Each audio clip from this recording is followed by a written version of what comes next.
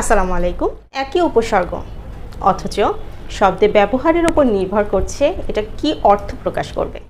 আজকের ক্লাসে আমরা দেখব একই উপসর্গ কিভাবে শব্দভেদে ভিন্ন অর্থ প্রকাশ করে।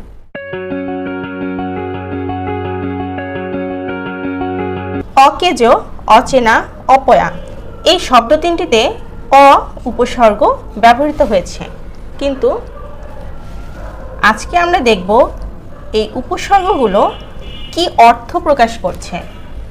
অকেজ, অচেনা, অপয়া এই তিনটা শব্দে অ উপসর্গটি নিন্দিত অর্থ প্রকাশ করছে। পরবর্তীতে আছে অচিন, অজানা, অথৈ এই শব্দগুলোতে এই অ উপসর্গটি অভাব বোঝাচ্ছে।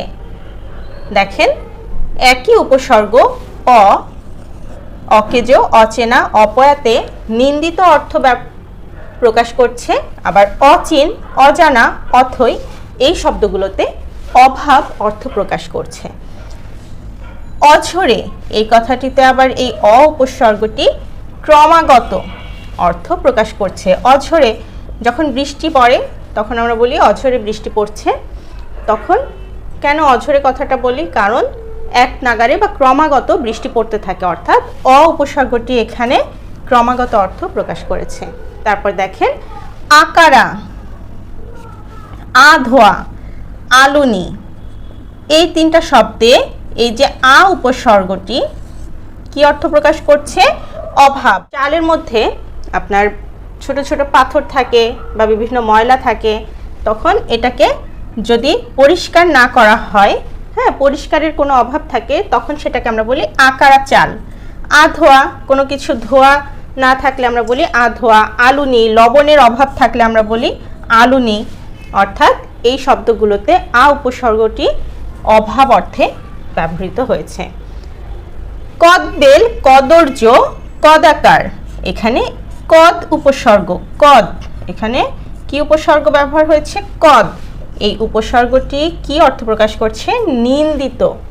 কদর্য, কদবেল, কদাকার। আচ্ছা, কদর্য এবং কদাকার এখানে নিন্দিত অর্থ তো প্রকাশ করছেই।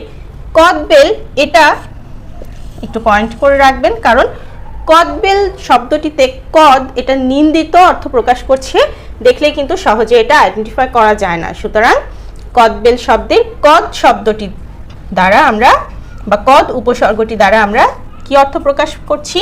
নিন্দিত অর্থ প্রকাশ করছি। আনকোরা এই শব্দে আন উপসর্গটি না অর্থ ব্যবহার হচ্ছে।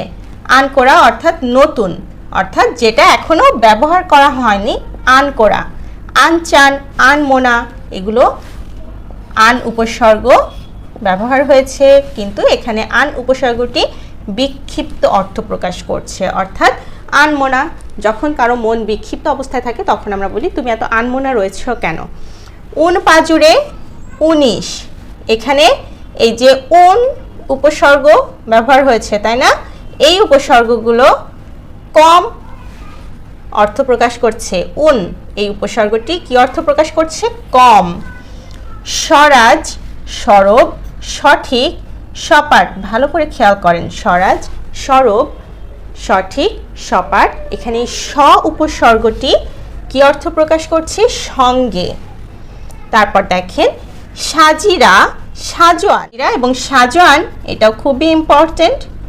এখানে সা উপসর্গটি কি অর্থ প্রকাশ করছে? উৎকৃষ্ট অর্থ প্রকাশ করছে।